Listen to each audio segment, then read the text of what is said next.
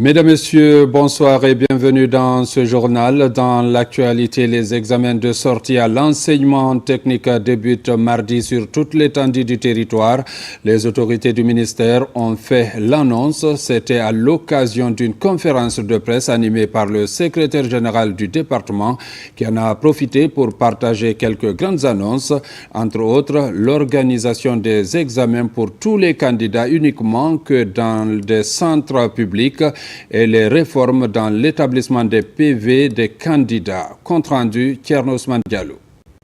Initialement prévu ce lundi 9 juin, l'examen de sortie dans les écoles professionnelles aura finalement lieu le mardi 10 juin 2025. Un décalage de 24 heures pour mieux affiner les préparatifs. Cette année, de multiples innovations ont été intégrées dans l'organisation pour des examens de sortie crédibles, inclusifs et sécurisés. Des réformes majeures sous l'impulsion de Madame la ministre. Parmi ces réformes, vous avez par exemple le fait que aucun examen, aucun concours public ne va plus jamais être fait dans les centres privés, dans les écoles privées. C'est une responsabilité de l'État de faire passer les examens nationaux et les concours dans des centres sécurisés. Une innovation majeure qui est très technique, c'est la rénovation de la codification des PV des candidats. Quand on voit un PV, on peut savoir exactement quelle est l'école d'origine du candidat, quelle est la région du candidat, quel est le centre et la filière. Comme d'habitude, l'examen de sortie s'effectuera en 2 temps. La première semaine sera consacrée aux épreuves théoriques, puis suivront les épreuves pratiques pour s'assurer que les sortants des écoles professionnelles soient méritants et surtout aptes à s'insérer dans la vie active. Cette année, nous allons démarrer avec un effectif environ 22 562 candidats, dont 70% de filles. Nous aurons 1795 superviseurs régionaux cette année pour couvrir l'ensemble des centres. Plus de 100 filières en CAP, en BEP, en BT et en BTS seront évaluées cette année au niveau des examens de sortie.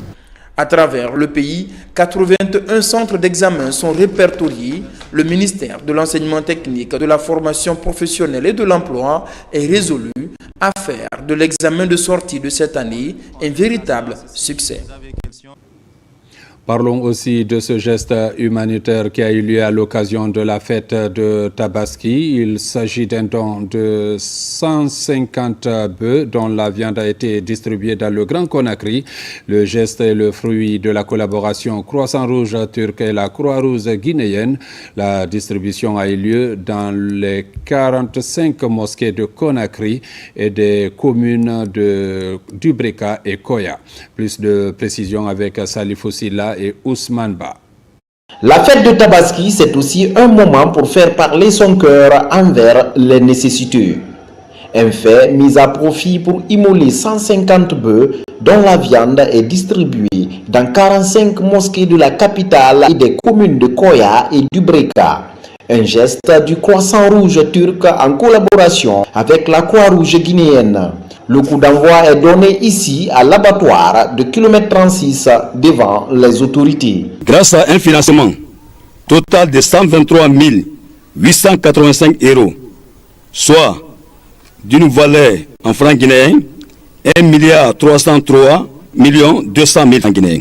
Cette opération a permis l'achat et l'abattage de 150 bœufs en conformité avec les règles sanitaires et religieuses. Paiement de la prestation des vétérinaires. La logistique de transport et de distribution de la viande vers les localités ciblées. L'organisation technique et sécuritaire des activités dans les 45 mosquées. Je remercie tous ceux qui sont organisés cet sacrifice et on demande à Dieu de donner la bénédiction de ce sacrifice. C'est que les Croix-Rouges et Croissant-Rouge, ce qu'il fait ça, là, voilà, c'est tellement bon. C'est tellement bon. On est tellement fiers. Cet appui alimentaire symbolique est un porteur d'espoir pour plusieurs familles. Un geste de fraternité et de solidarité entre la Turquie et la Guinée. Si vous voyez qu'ils sont venus auprès de vous, être aux côtés et vous allez travailler ensemble, comment ça se passe? Ils sont vraiment contents, vous êtes leurs frères et leurs sœurs. Entre la Turquie et la Guinée, c'est la famille. C'est le moment de remercier le gouvernement turc qui a pensé à octroyer cette possibilité à nos populations guinéennes. Nous allons remercier le représentant de l'ambassade ici présent, notamment le président, le secrétaire général de la Croissance-Rouge turque, qui ont pensé que cette possibilité peut être offerte à la Guinée. J'imagine que ce n'est pas fait à travers tous les pays du monde, mais vous avez choisi de faire dans notre pays pour accompagner le gouvernement en prolongement de l'action salvatrice que le gouvernement mène.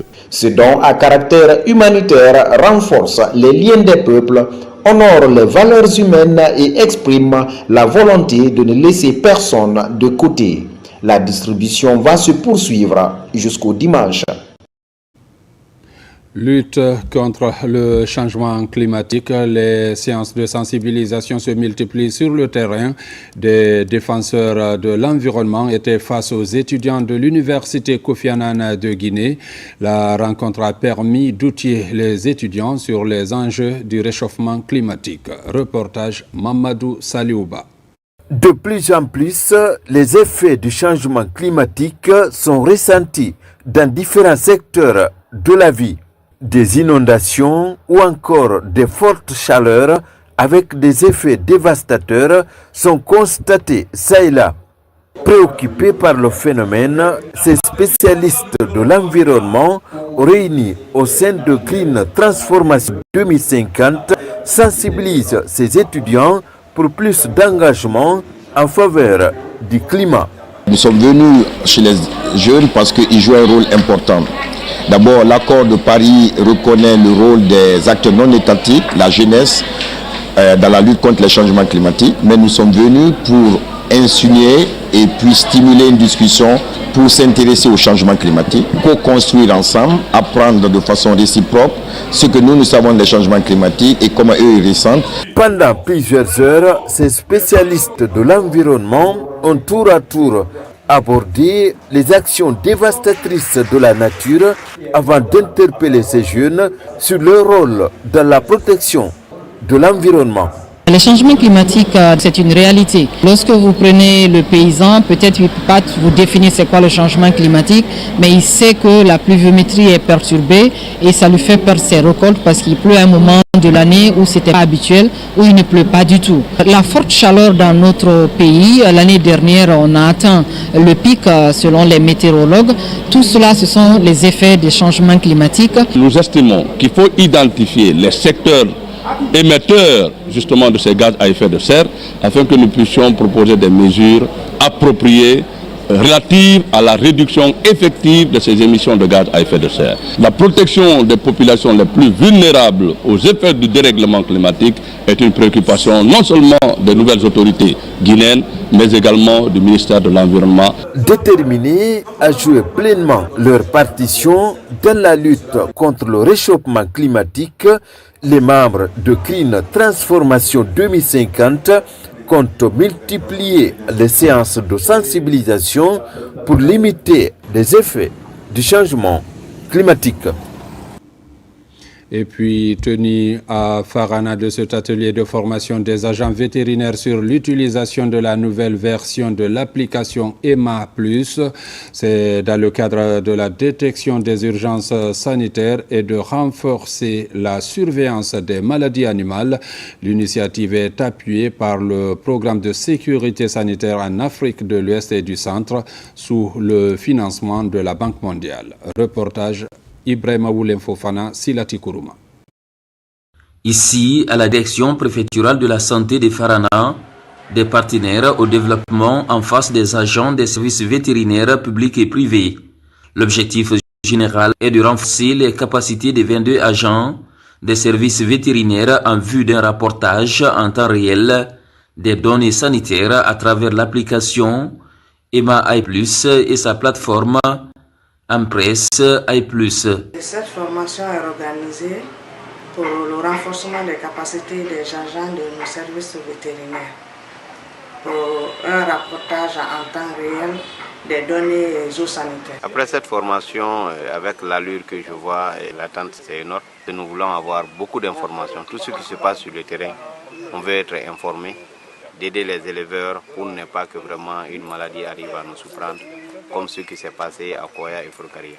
Durant la rencontre, les agents vétérinaires sont éclairés sur l'impérieuse nécessité de travailler en synergie avec les autres cadres de la santé et de l'environnement, suivant l'approche Une seule santé. Cet outil de travail-là est très important. Nous ne pouvons que remercier le gouvernement guinéen, à sa tête le général Mamadi Doumbouya et plus particulièrement notre ministre, le ministre de l'Agriculture et de l'Élevage. Il ne ménage aucun effort pour le bien accomplissement de la mission. Nous avons énormément de problèmes. À Farana, ici, on ne vend pas de vaccins. Nous avons l'habitude d'acheter les vaccins jusqu'à l'Abbé. Et si l'Abbé n'en a pas, il nous commande jusqu'au Sénégal. Donc c'est le plus gros problème que nous avons ici. Cet outil a été adopté en Guinée depuis 2018, après une phase pilote qui a démontré sa simplicité d'usage, son utilité et son efficacité. Les urgences sanitaires seront désormais détectées afin de renforcer la surveillance des maladies animales. Sport, coup d'envoi Yorokogia du tournoi international de football de la ville de Conakry. 10 académies prennent part à ce tournoi organisé par l'Académie Ibou en partenariat avec Covad Consulting. La Côte d'Ivoire, le Burkina Faso et le Mali sont les pays invités. Les joueurs sélectionnés seront placés dans des centres de formation sportive européens. Reportage Morlaï Souma, Djibril Kamara. TIFCO est le tournoi international de détection réservé aux jeunes dont l'âge varie entre 15 et 18 ans. Pour cette édition, ce tournoi international doté du trophée Gérald Darmé Mamadi Doumbouya se tient du 5 au 9 mai 2025 au centre sportif de Yorokogia.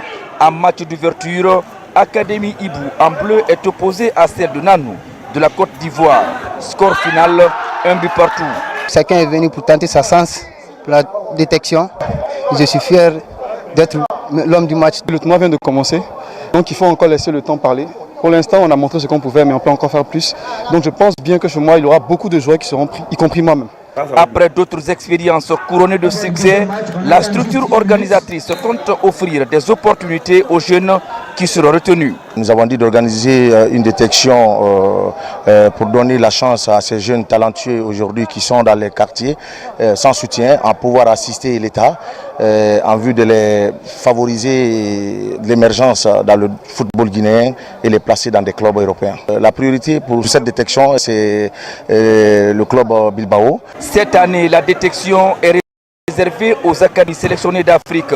Les jeunes retenus seront orientés vers des clubs d'autres continents, notamment l'Europe, pour un stage pour leur permettre éventuellement de monnayer leur talent sans emprunter la voie périleuse de l'immigration clandestine.